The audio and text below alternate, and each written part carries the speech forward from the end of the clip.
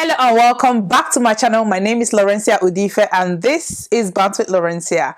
How are you all doing? I hope you're doing great. Now for today's episode, I want to talk about the story of the founder of Face of Beauty Nigeria. Now this story is, I think we have a lot to learn from this story. Now let me just go back.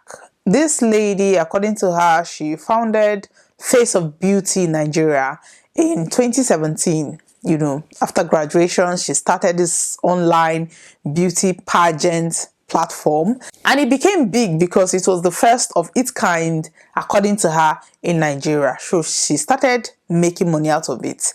2018, she married her school boyfriend, her university boyfriend. According to her, she thought it was love, everything was going on fine, they got married, started having kids, and then she said, according to her, last year he messaged her that the marriage is over.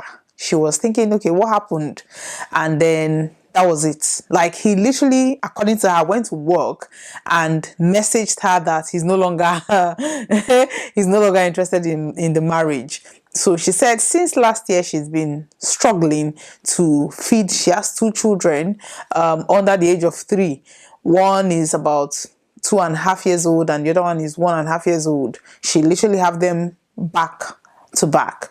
So she's online begging for support. She said she has sold her land, she has sold her car, she has sold all her properties, and she is now homeless. So you don't have money, leave. Your husband has left you. Won't you leave? What are you still doing here? My name is Patience. I go by Patra, but my name is Patience, and I am a mom. I have 2 kids. I am the founder of the brand Face of Beauty Nigeria, and I used to do well. I founded the brand in 2017, and I was the first online pageant brand in Nigeria. So I got married 2018 to a guy I met in school. We met in school, we're in the same department, the same course. So you would just assume that a relationship like that was genuine. We're doing okay, we're doing well. I was the provider, I was providing everything. We're living in Benin. I'm from Benin, it was where I did my business. Notice it like, okay. I said, okay, let's come to Lagos. This Lagos we've been saying since, let's come to Lagos. I said, but right now I'm broke now because I just bought a car. You can sell it, it's you now, is business going to go well? That was how foolishly I sold my car that I just got. Because he didn't want me to have that car. So this man would treat me like, I was not living like a house help in a house that I'm providing. I was living like a house help, like I would be in one corner, I would be on the bed, I would be crying.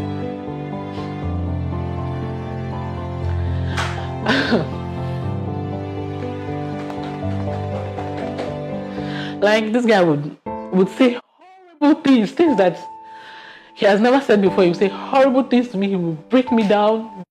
I was still trying to be strong. December last year was when I finally stopped bringing income.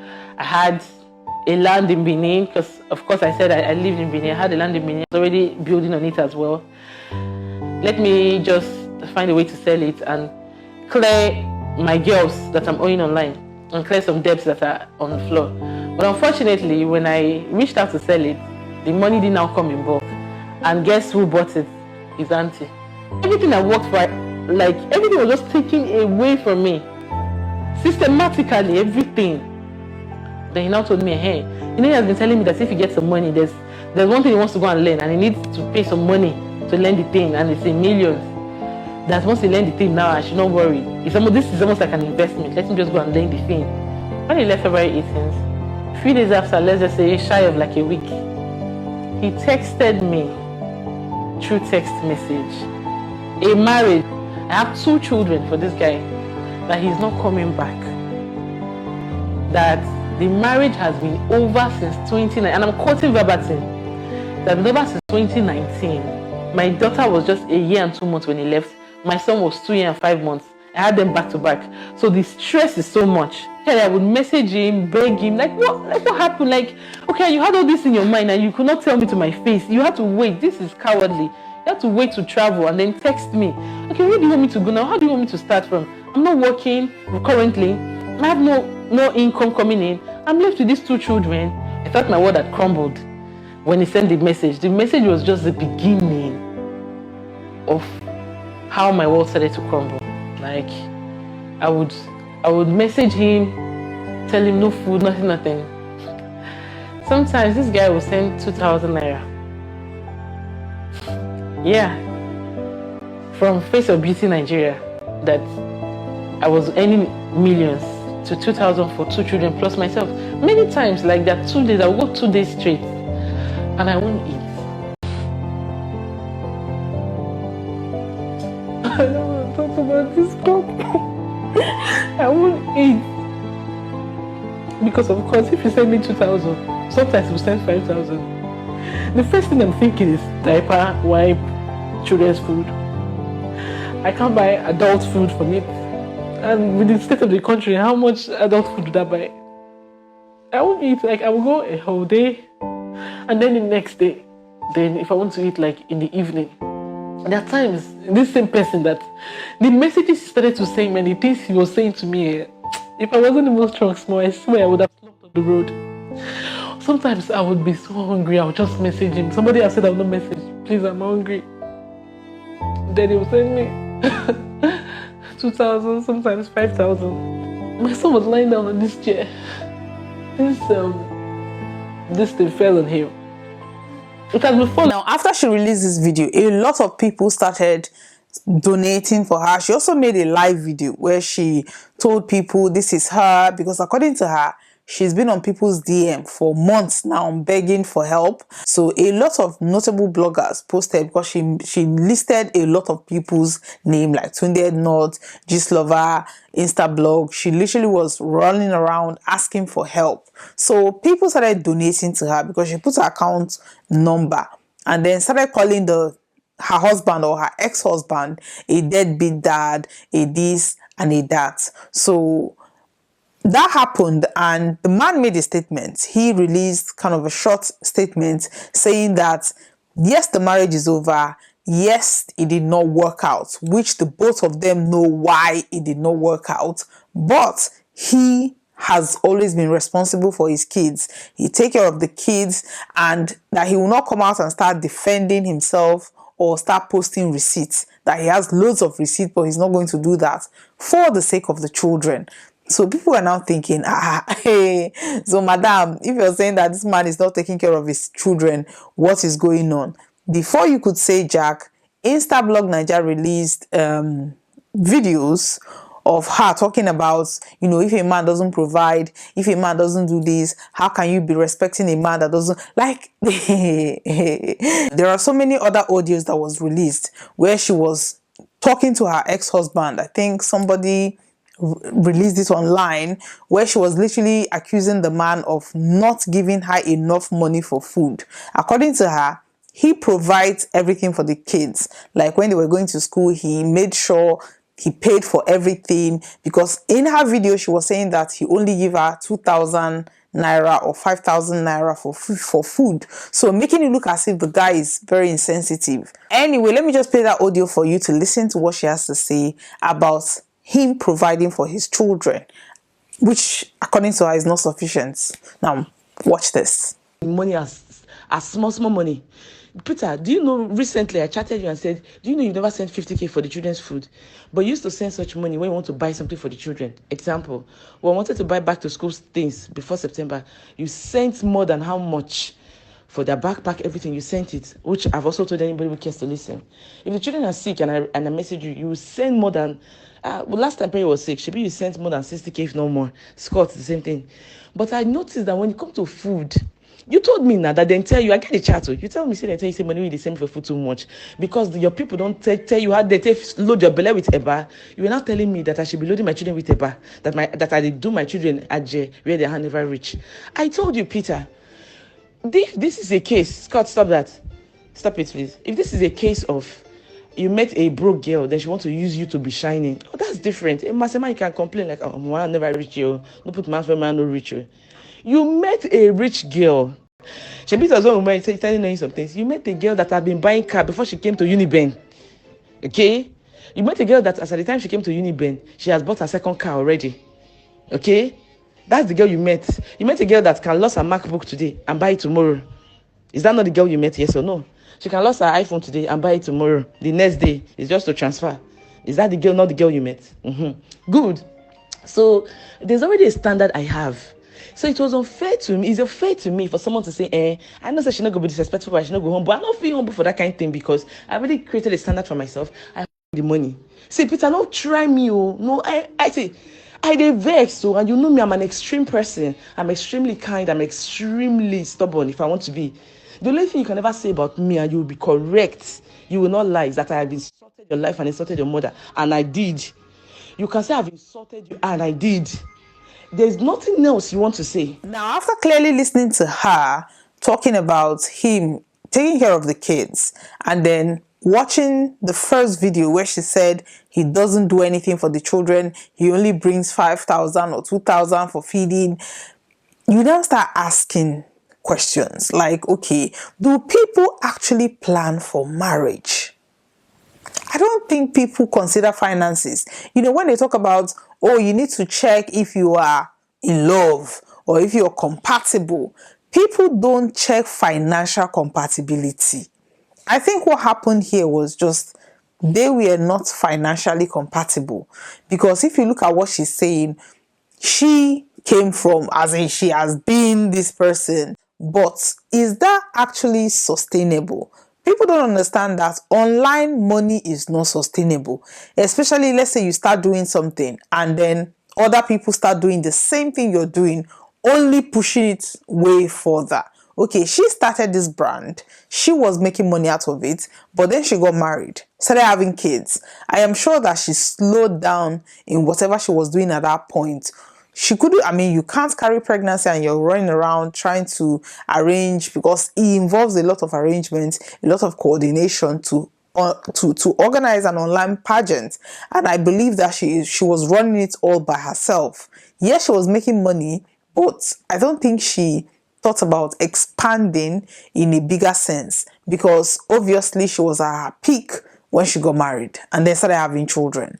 So I think she got into marriage. According to what she's saying, she bought a car, she was building a house, and then she woke up one day and decided, okay, Lagos is where it is happening. Now, she did not mention the fact that her husband was not, because I strongly believe that the husband was not in support of that move, because they were in Benin and then they moved to Lagos. So if they were in Benin, I don't think the situation would be that bad, because you're moving to Lagos, you're not even considering cost of living, like just cost.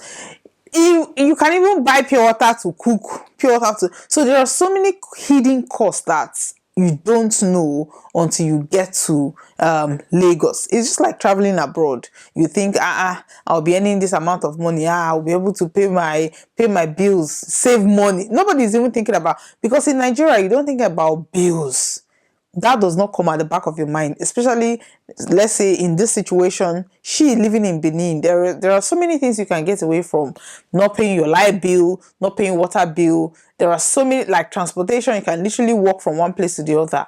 But going to Lagos, it's a different ball game. And I think it drained them financially. And because she was having baby back to back, she couldn't continue with what she was doing to earn money. And then everything was on the husband's shoulder.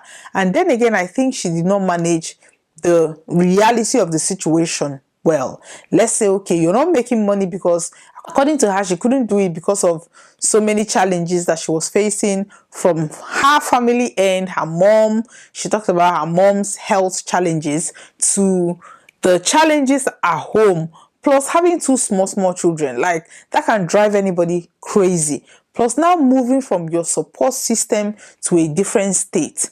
There is a whole lot here. And if you don't manage that carefully, it's going to break anybody down. So I think before people get married, make sure you talk about where you're going to base. People should agree on that before even getting married. Let's say, okay, you're going to be, we are all in Benin now, we're working in Benin, but because of my job, I have a plan to move to Lagos. Are you willing to move with me? Do you have any plans to move with me? How are we going to manage our finances at that point? Because people, single people, you're single, you can take care of yourself. You can go a day without eating because you're thinking, even if you're broke, you can just stroll to a friend's place and eat something. I see people say, oh, marriages break up because they fall out of love, incompatibility, this, that. Most 90% of the time is about finances. It's about finances.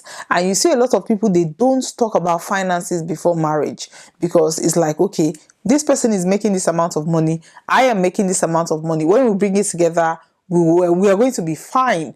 But you don't know what the other person's financial plan is. You don't even know if they're in debt. You don't know, maybe they have this. You have no idea until you sit down and have a conversation with that person. It's not about, oh, the person is earning 6 figures, we are going to be fine. No. What is that person doing with that money? Are they doing living baby girl life on Instagram? Are they, what is it? Are they trying to save money to buy cars, or just without even planning? Kids, marriage is a huge responsibility financially that you're not, because you've not been there, you're not prepared for it. But having conversation about these things, I think, is going to go a very long way to save marriages. I wish her all the best and I pray for her healing and also for her to get back to her feet. But the lessons here is that before you get married, sit down with your significant other and talk about finances. How are you going to bring up the kids? Where are you going to live? Even where are you going to retire? I know I'm banging on this retirement stuff, but that is something that needs to be talked about, because if you guys align, have different alignments at the high level, it will not be easier for you to break it down into smaller items and then take care of. But when somebody is in the east and you're in the west in terms of what you want, how do you come together? There's going to be friction. A lot of people say, oh, compromise. You cannot compromise. Like, before you get this point, before you get to that level of compromise, there is going to be so much resentment that marriage or that relationship may not even survive that. So do yourself a favor. Sit down, talk about it. Talk about how many children you're going to have. Talk about how you're going to cater for those kids. Talk about money. Talk about financial literacy. Talk about how you want to spend your finances. A lot of people, the argument is 30, 70, 30, 50, 50, 40, 60. I say 100%. Bring your 100%. I bring my 100%. And then we'll sit down and look at how we're going to. Now, you 100, we have 200. Then we can plan with that 200 that we have together. Even if I'm earning 1,000 naira, I will bring 100% of my 1,000 naira. You're earning 200 naira. You bring 100% of your 200 naira. Then that way there is transparency. There is everybody. We're now planning based on 1,200. Obviously, everybody's going to have what they are going to spend on miscellaneous on individual level, but that is very clear. Having that understanding as a couple, you can build together, you can do a lot of things. This is wealth creation. This is wealth building. This is generation. This is how they build generational wealth. It's not about 30, 70, 60, 40, 50, 50, or somebody carrying the whole responsibility. That is not the way forward. Let us sit down and talk about finances. It is very important. You get why. Anyway, thank you very much for watching today's episode. Please like, and share. Thank you very much. Bye-bye.